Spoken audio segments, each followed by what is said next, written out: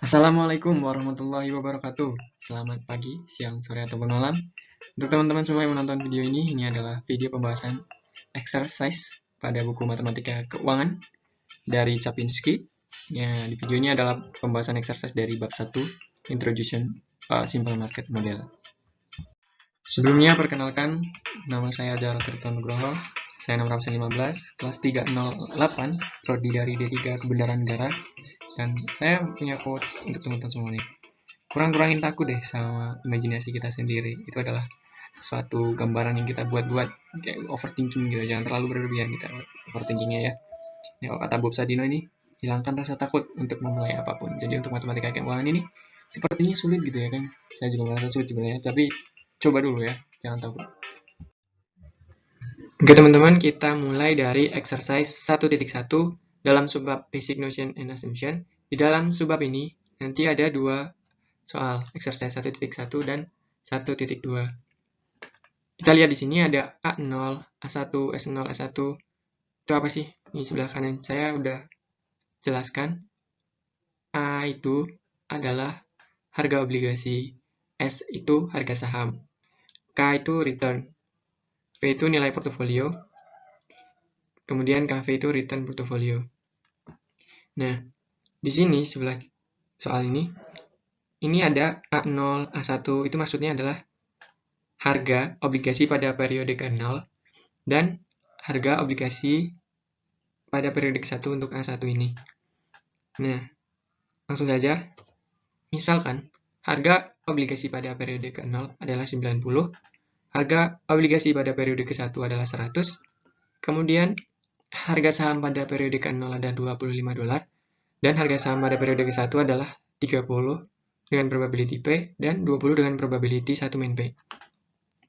Di mana 0 kurang dari P kurang dari 1 artinya bahwa probability itu nilainya antara 0 dan 1. Untuk sebuah portofolio dengan X sama dengan 10 lembar saham yang dimiliki investor, X itu berarti menyimpulkan bahwa investor itu punya 10 lembar saham, dan Y itu bahwa investor punya 15 bond. Kemudian, kita diminta menghitung berapa sih nilai portofolio pada periode ke-0, nilai portofolio pada periode ke-1, dan berapa sih return portofolionya. Sebelum masuk ke jawaban, di sini kenapa sih ada dua nilai harga sahamnya? Padahal obligasi cuma satu, periode ke-1 juga cuma satu, tapi harga saham pada periode ke-1 ini ada dua. Kenapa demikian? Karena harga saham harga saham itu baru diketahui besok, atau random variable. Nilainya baru diketahui besok. Jadi 30 dan 20 ini adalah kemungkinan atau ramalan gitu. Ya, teman-teman. Nah, kemudian di sini diasumsikan bahwa presentase portofolio investor itu bisa membeli sebagian dari portofolionya itu saham dan sebagian laginya obligasi. Jadi tidak harus saham semua atau obligasi semua. Gitu ya. Mungkin itu sedikit informasi. Nah, kita masuk ke jawaban.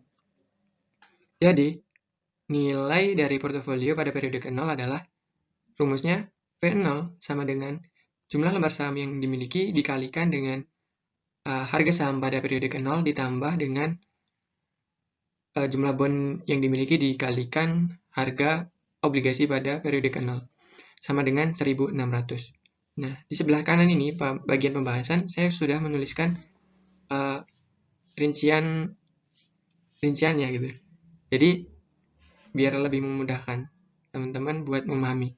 Di sini 10 adalah jumlah lembar sahamnya dikalikan dengan harga sahamnya pada periode ke-0 ditambah dengan jumlah bond yang dimiliki dikalikan dengan 90 itu harga obligasi pada periode ke-0 sama dengan 250 ditambah 1350 hasilnya 1600. Sama ya teman-teman. Kemudian nilai dari portofolio pada periode ke-1 akan menjadi seperti ini. Rumusnya sama, cuman beda periodenya saja, tinggal diganti periodenya saja. Jadi nilai portofolio pada periode ke-1 sama dengan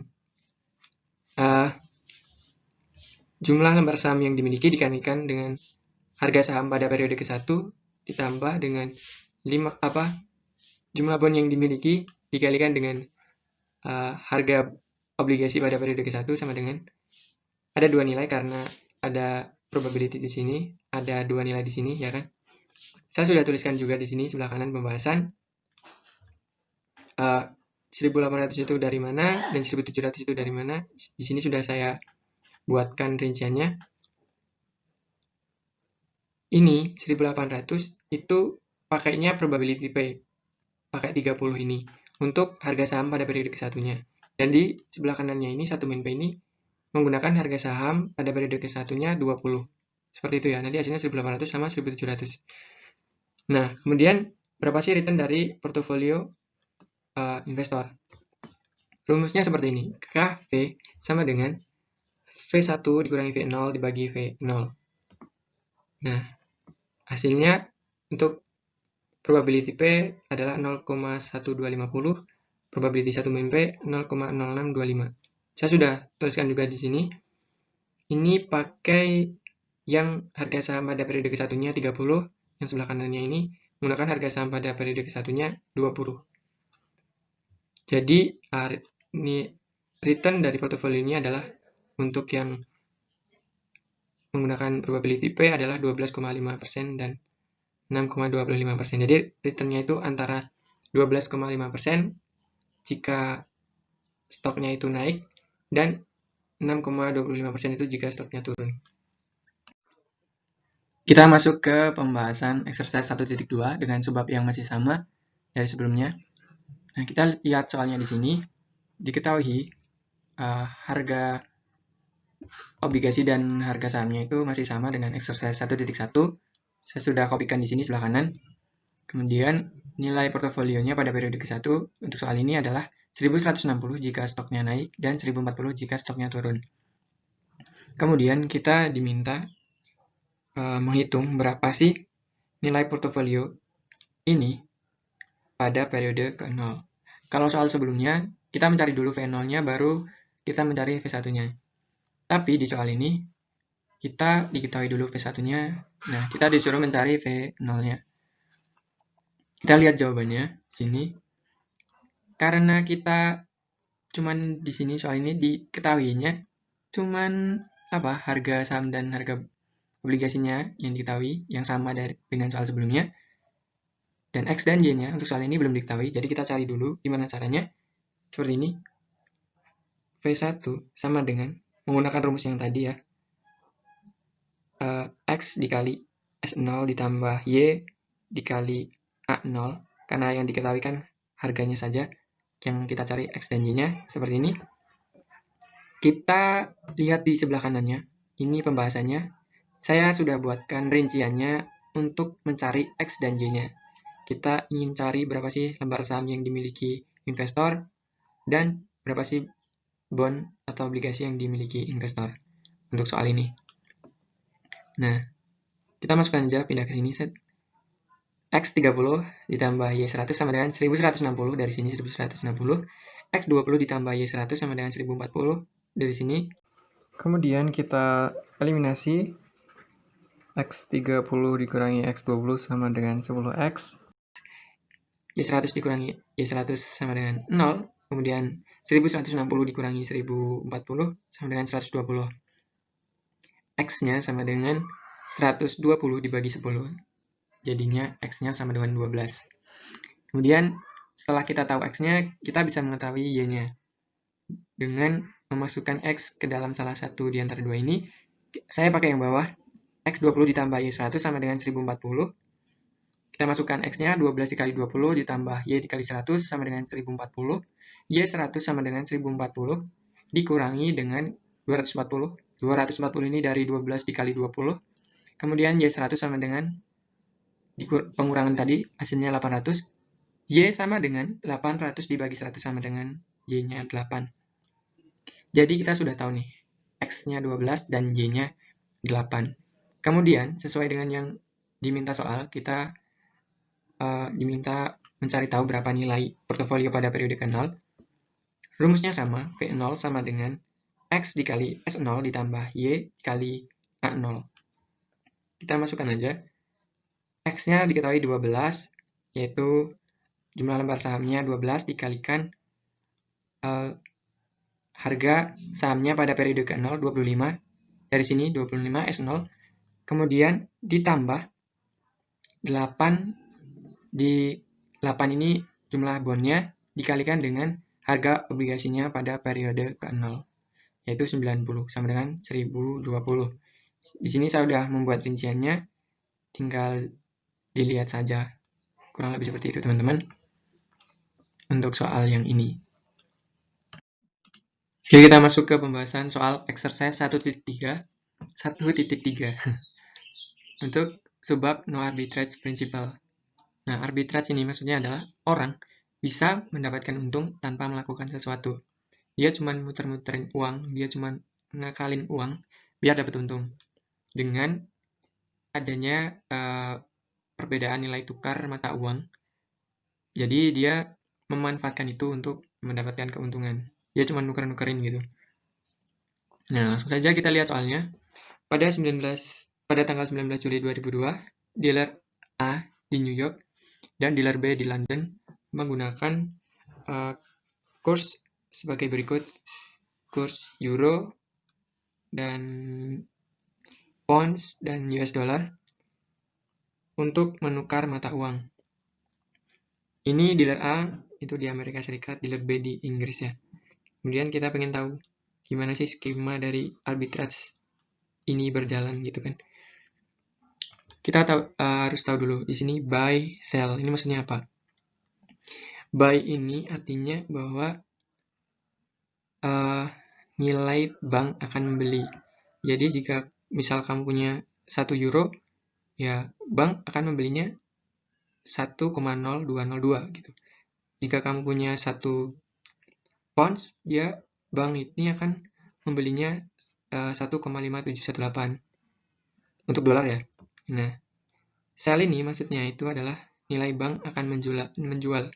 Jadi dia akan menjual dolarnya seharga ini 10284. Jika ditukarkan dengan euro 1,5844 dengan pounds. Mungkin itu sedikit informasi. Kemudian kita masuk ke jawabannya. Nah, arbitrage ini dapat direalisasikan sebagai berikut. Langkah yang pertama adalah menggunakan dealer A. Dia nukar di Amerika Serikat, di AS, untuk mengubah 1 dolar. Anggap aja dia punya 1 dolar ya. Dia ubah 1 dolar yang dia miliki. Dia mau tukar yang mana nih? Kalau teman-teman lihat, ya pasti dia tukar ke pounds ya kan? Karena 1 dolar yang dia miliki, jika dia konversikan ke mata uang lain, ya ini lebih besar, 1,5844. Nah, kemudian caranya yaitu 1 dibagi 1,5844. Hasilnya 0,6312 pounds. Selanjutnya adalah menggunakan dealer B di Inggris, berarti untuk mengubah 0,6312 pounds tadi, dia menukarnya yang mana nih teman-teman? Kalau dilihat 0,6401 atau 0,6375, ya pasti dia akan pakai yang atas ya kan. Dia pounds-nya itu akan ditukarkan ke euro, ya enggak? Karena lebih besar euro daripada USD. Nah, kemudian dibagi aja 0,6312 dibagi 0,6401. Hasilnya adalah dia punya 0,9861 euro. Langkah selanjutnya adalah dia menggunakan dealer A untuk mengubah 0,9861 tadi. Nah, seperti yang kita tahu, kalau dia mau nuker ke USD, berarti kan bank itu akan membeli. Nah, dia kan punyanya euro. Euro berarti bank ini akan membeli euronya dia ini sebesar 1,0202. Jadi, kita kalikan aja 0,9861 euro yang dia miliki dikalikan dengan bank membeli euronya tadi sebesar 1,0202 sama dengan dia sekarang punya berarti 1,0060 dolar.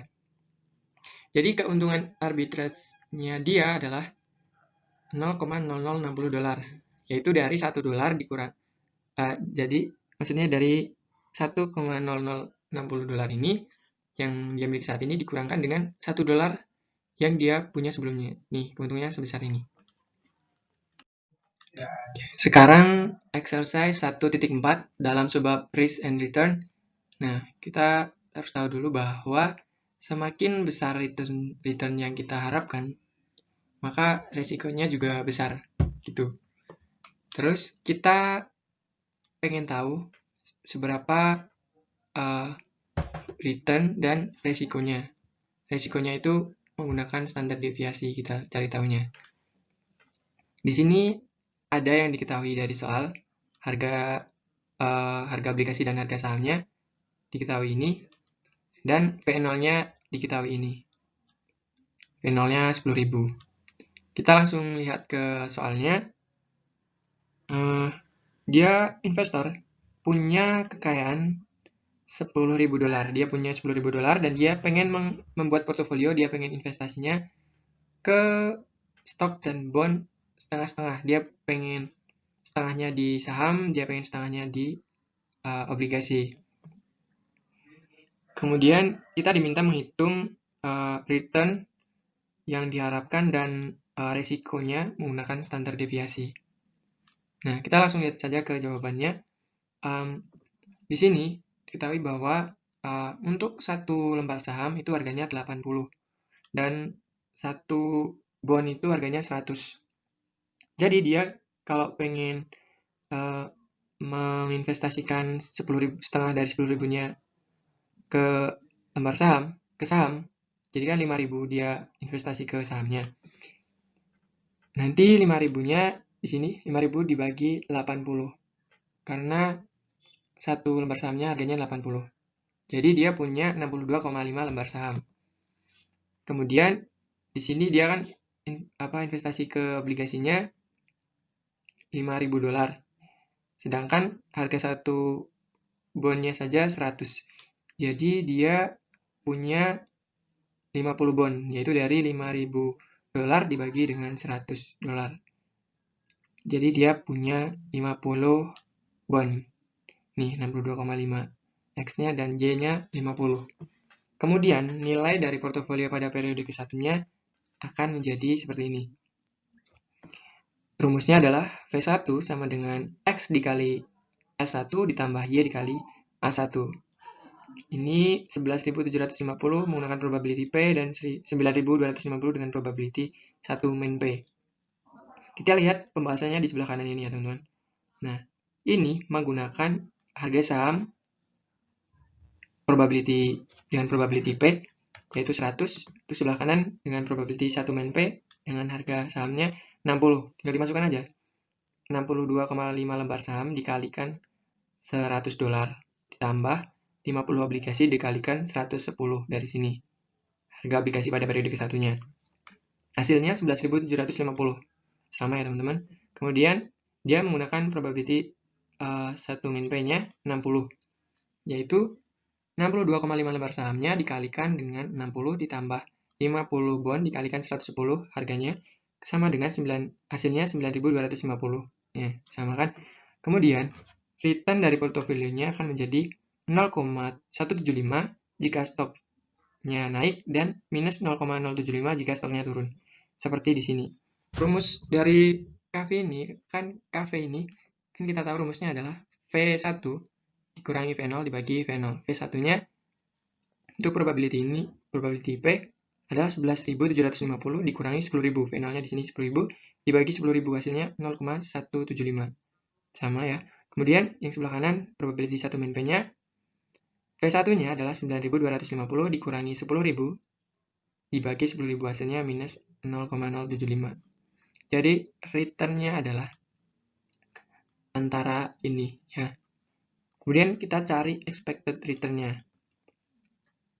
Dengan cara ini adalah KV-nya 0,175 dikalikan 0,8 probability-nya Ini ada di ada di soal sebelum ini sih.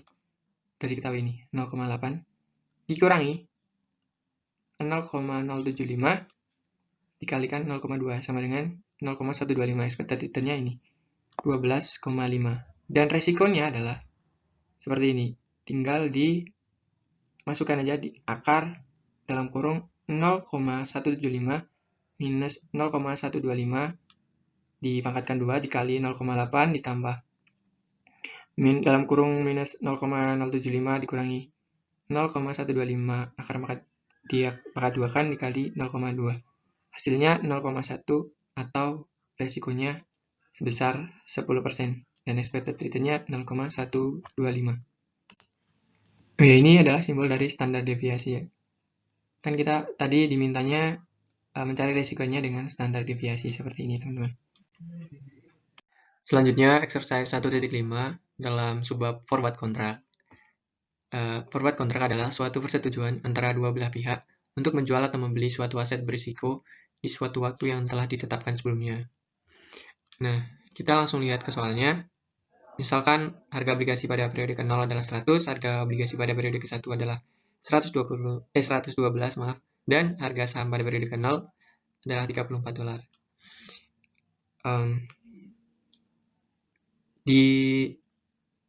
Kemudian diketahui juga forward price dari saham adalah $38,60. Ini adalah kayak dia tuh membuat kontrak dengan harga sahamnya segini, $38,60. Kemudian ditanya, apakah mungkin ada peluang arbitrage di sini dalam forward contract ini dengan delivery date 1? Jawabannya adalah ada. Alternatifnya adalah aset dapat dibeli sekarang dan disimpan hingga pengiriman, hingga kesepakatan kontraknya tadi. Nah, kita lihat jawabannya. Strategi ini akan mewujudkan peluang arbitrage pada periode ke-0. Caranya adalah dia meminjam uang di bank $34. Nah, kemudian dia membeli satu saham dengan harga $34. Selanjutnya, dia membuat forward contract dengan harga forwardnya 38,60 dan delivery date-nya 1. Tanggal pengirimannya tanggal 1. Kemudian pada tanggal 1, dia menjual stoknya dengan harga 38,60 sesuai dengan kontrak forward kontraknya. Kan 38,60. Kemudian menutup the short forward position. Nah, selanjutnya dia menutup kontraknya kan selanjutnya. Karena dia tadi meminjam uang, anggap saja dia meminjam uang di bank. Jika kita meminjam uang di bank, maka kan ada bunganya. Jadi dia harus membayar bunganya sebesar $34 dikalikan dengan 1,12 sama dengan $38,08. Nah, dia membayar bunganya. Kemudian keuntungan arbitrase-nya berapa sih?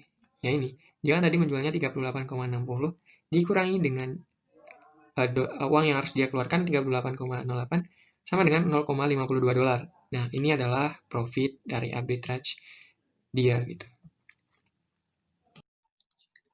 Sekarang exercise 1.6 pada subbab yang masih sama yaitu forward contract. Diketahui harga sekarang pound sterling adalah S0 $1,6 dan forward price-nya dimulakan dengan F sama dengan $1,50 dengan delivery date periode ke-1. Berapa harga obligasi sterling hari ini jika berjanji untuk membayar 100 pada periode ke-1?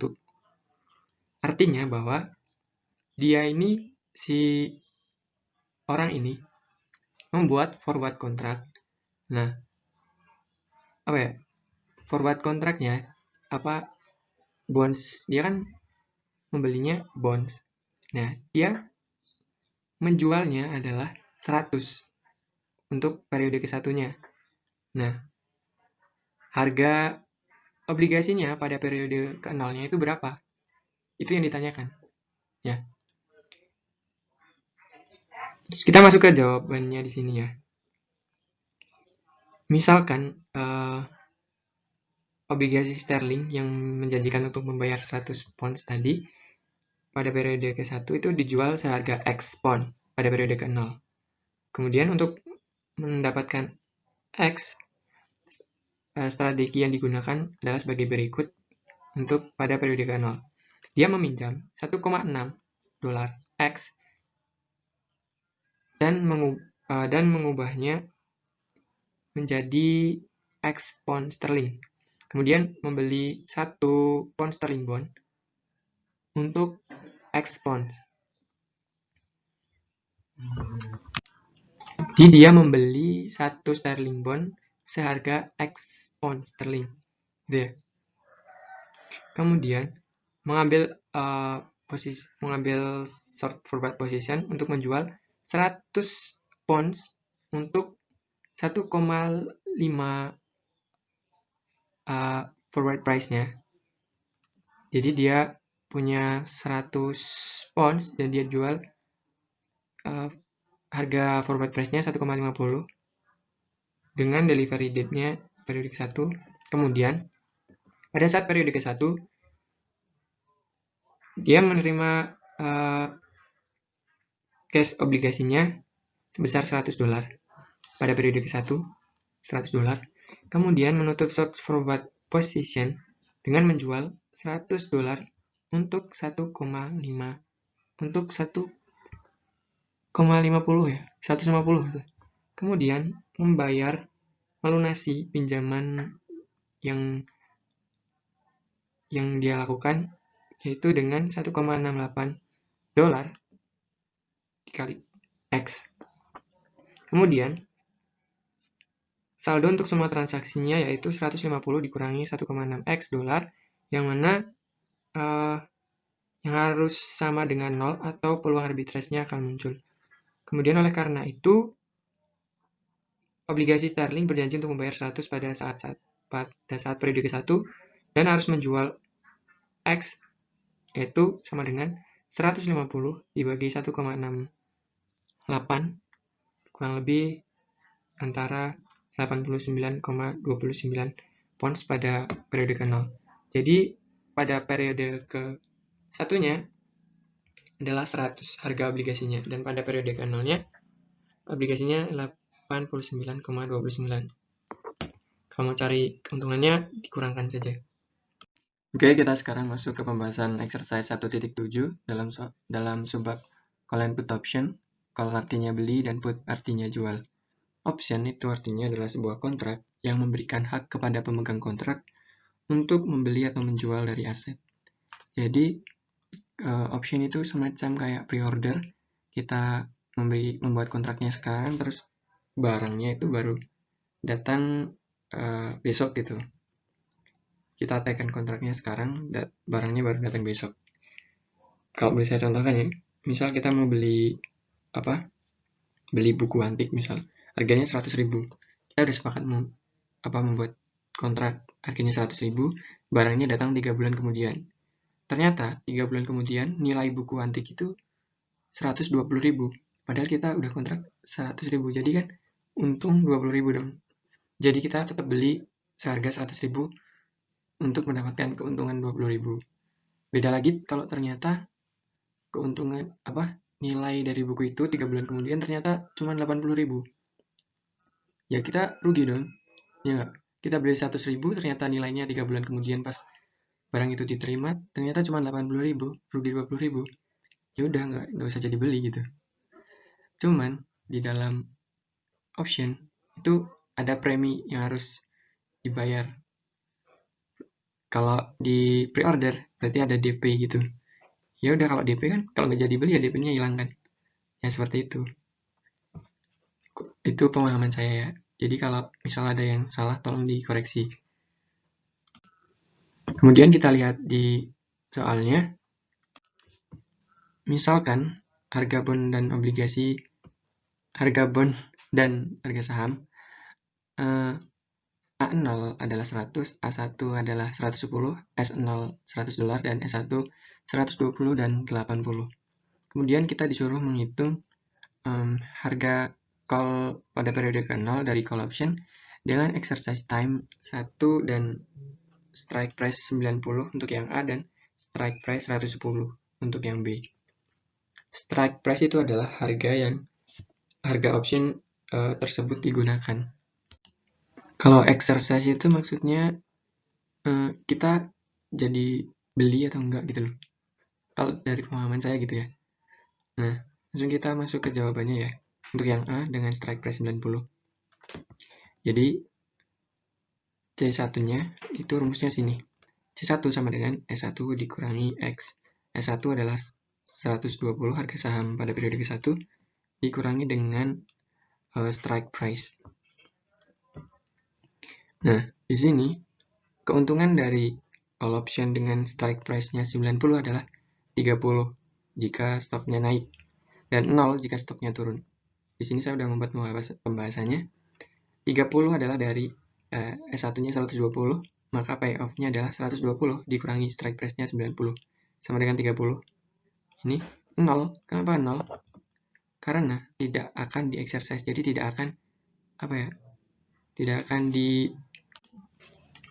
akan dilaksanakan gitu, tidak dilanjutkan karena rugi. Karena harga saham pada periode ke-1-nya itu 80 dan strike price-nya 90, jadi minus 10. Jadi nggak akan di-exercise itu, terus saja 0. Kemudian yang B, harga saham saat ini dikurangi strike price-nya 110 ya. Ini jika stoknya naik dan 0 karena minus nggak akan di-exercise, sama aja. Kemudian kita cari X dan Y-nya, X dari jumlah lembar saham dan Y dari jumlah bondnya. Kita buat persamaan seperti ini. Kemudian kita eliminasi, kita kurangkan, ketemu X40 ditambah 0 sama dengan 30. X-nya 30 dibagi 40 sama dengan X-nya 3/4. Sini X 3/4, Y-nya dicari dengan menggunakan yang bawah ini. X80 tambah Y110 sama dengan 0.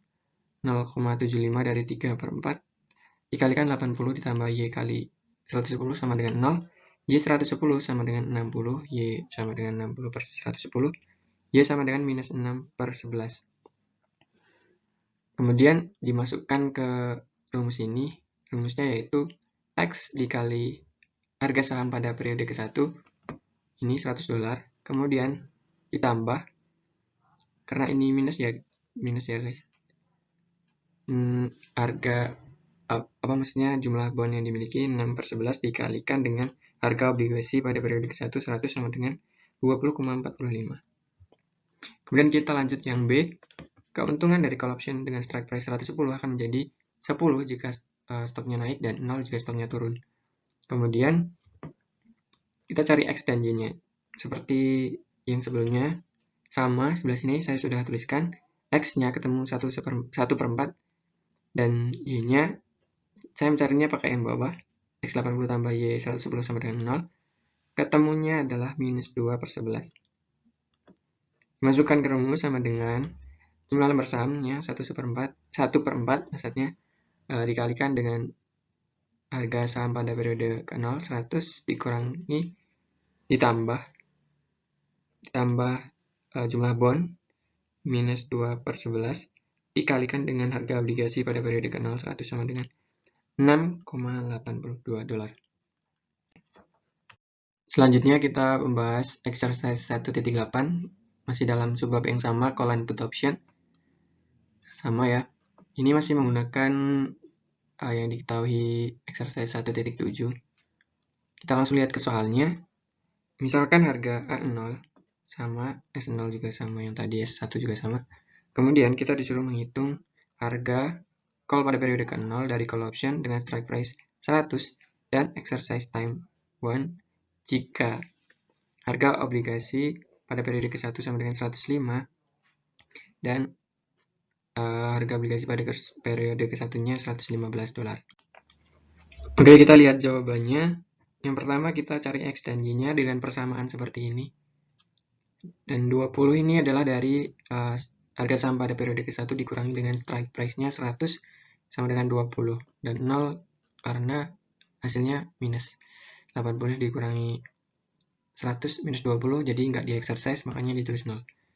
Kemudian seperti ini bisa dilihat dan masih sama penjelasannya dengan yang tadi.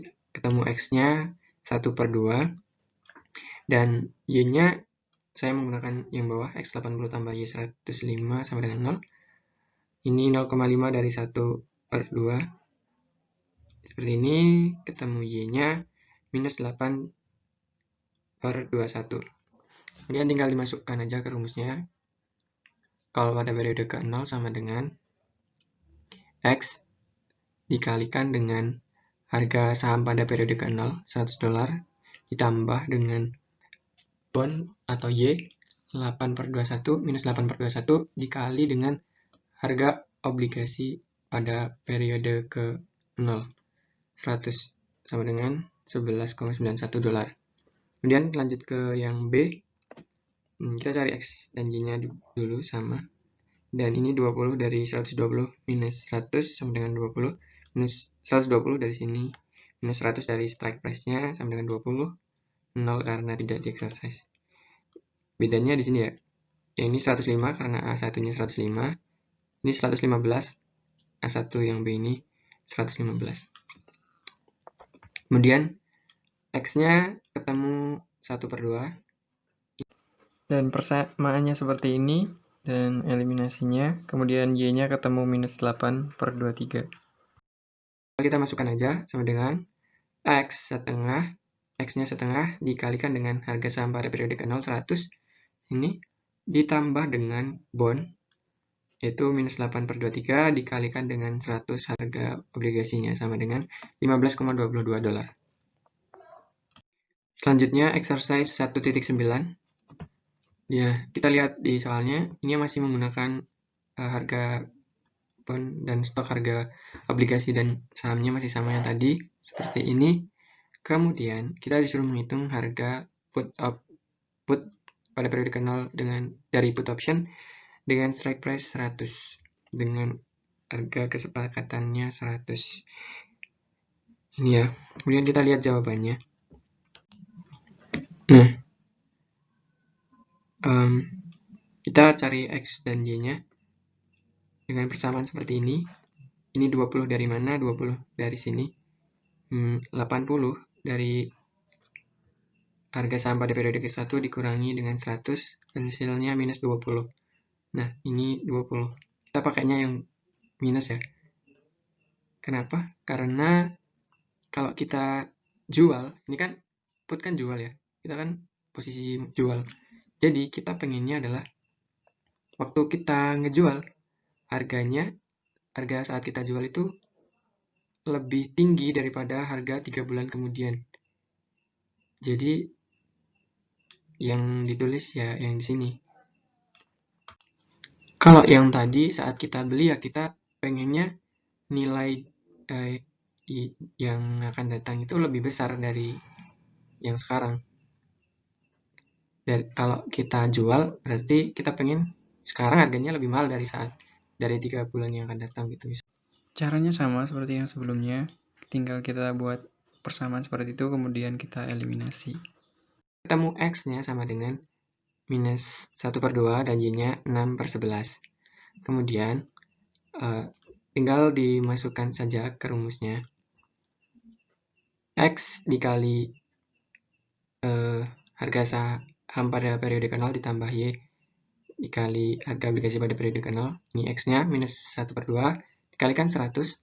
Ini harga saham periode ke-0-nya ditambah 6/11 dikali dengan 100 harga obligasi pada periode ke-0-nya sama dengan $4,55. Ini adalah P-nya. Nah,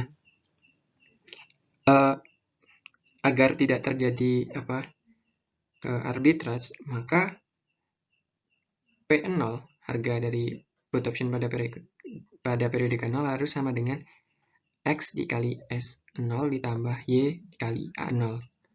Itu harus sama dengan P0. Gitu. Jadi harga dari put harus 4,55 dolar. Oke, kita masuk ke pembahasan soal exercise 1.10 dalam subbab managing risk with option. Kita lihat soalnya. Di sini diketahui kekayaan akhir dari investor yang modal awalnya 1.000, dia akan membagi 1.000 dolarnya setengah-setengah antara stock dan option. Kemudian di sini diketahui dia membeli 10 lembar saham. Jadi kekayaannya menjadi 1.200 dan 800. Nah, untuk satu lembar saham berarti 1.200 dibagi 10 berarti 120, dan 800 dibagi 10 sama dengan 80. Ini untuk satu harga dari satu lembar saham.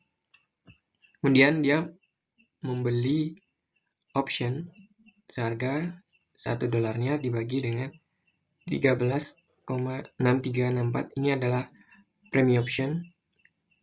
Nah, optionnya adalah 73,3333 option. Jadi C1-nya sebesar 1,466,67 dan 0 jika stoknya turun karena tidak di exercise. Nah, ini diketahui V0-nya, nilai kekayaan pada periode ke-0-nya, nilai portofolionya maksudnya sama dengan 1.000, S0-nya harga saham pada periode ke-0-nya 100. Dan di sini diketahui juga sebelum soal ini, di atasnya soal ini yang di buku, ketika investasi di saham, dia akan mendapatkan keuntungan 20% atau rugi 20%. Nah, si investor kan ingin split setengah-setengah antara stok dan option. Jadi 500-500, 500-nya untuk saham, 100 adalah dari harga saham pada periode ke-0. 500 dibagi 100 sama dengan 5 lembar saham. Kemudian untuk optionnya 500 dibagi dengan premi optionnya 13,6364. Ketemunya 36,6667 option. Kemudian kekayaan finalnya akan menjadi 5 lembar saham, jumlah saham yang dimiliki pada periode ke-0 dikalikan dengan harga saham pada periode ke-1 ditambah dengan optionnya 36,6667 dikalikan dengan call pada periode ke-1-nya ini. Maksudnya 20 ini dari sini. Ya. Sama dengan 1,333,33. Nah, di sini ada perhitungannya. 1,333 dari 5 lembar saham dikalikan dengan S1-nya 120. 120 di sini. Kemudian ditambah 36,6667. Ini adalah dari sini optionnya dikalikan dengan 20 C1-nya. Kemudian 600 ditambah 733,334 hasilnya 1,33. Dan ini jika harga saham naik menjadi 120. Kemudian yang sebelah kanan ini jika harga saham turun menjadi 80. Nah, yang ini pakai yang probability P, yang ini yang 120, yang ini pakai yang 80. Jadi, kalau yang 120, ini nilai portofolionya pada periode ke-1 adalah 1,333. Kalau pakai yang 80, nilai portofolio pada periode ke-1-nya adalah 400. Oke, kita masuk ke pembahasan exercise 1.11, masih dengan subbab yang sama, managing risk with option. Kita lihat soalnya, kita disuruh menghitung risiko yang diukur dengan standar deviasi dari return yang terlibat dalam pembelian satu saham dengan dan tanpa option. Nah, diketahui jika P ini, P kecil sama dengan yang A 0,25, yang B 0,5, dan C 0,75. Kita lihat jawabannya. Jika P kecilnya ini adalah 0,25, maka standar deviasi dari return adalah 52% ketika tanpa option itu dibeli dan 26% jika dengan option. Kemudian yang B, jika P-nya sama dengan 0,5, maka standar deviasi dari return adalah masing-masing sekitar 60% dan 30%. Kemudian untuk yang C, untuk P-nya sama dengan 0,75, maka standar deviasi dari return adalah 52%, masing-masing 52% dan 26%. Kita masuk ke pembahasan exercise 1.12, yaitu yang terakhir, dalam subbab Managing Risk with Option. Kita lihat soalnya, kita disuruh menunjukkan bahwa risiko yang dihitung dengan standar deviasi dari strategi yang sebelumnya yang melibatkan option adalah setengah dari risiko ketika tidak ada option yang dibeli. Tidak peduli berapa probability 0 kurang dari P kurang dari 1. Kemudian kita lihat jawabannya. Standar deviasi random variable mengambil nilai A dan B dengan probabilitas P dan 1 min P. Masing-masing adalah A min B akar P dalam kurung 1 min P. Jika tidak ada option terlibat, kemudian maka return dari stok menjadi 60% atau minus 60%. Tergantung dari apakah saham itu naik atau turun. Kalau naik ya berarti 60%, kalau turun ya berarti minus 60%. Dalam hal ini, A minus B sama dengan 60% dikurangi minus 60% sama dengan 120%. Jika hanya satu option yang dibeli, kemudian return dari investasi akan menjadi 35% atau minus 25%. Dan A min B sama dengan 35% dikurangi minus 25% sama dengan 60%. Setengahnya ya. Nah, jelas bahwa standar deviasi ini adalah jadi jelas standar deviasi A min B dalam kurung P 1 min P akan berkurang setengahnya. Tidak peduli probability. Ini 0 kurang dari P kurang dari 1. Tidak peduli bahwa probability itu nilainya antara 0 dan 1. Mungkin itu saja yang dapat saya sampaikan. Mohon maaf apabila ada kesalahan dalam saya menjelaskan dan mohon koreksinya juga. Terima kasih semuanya.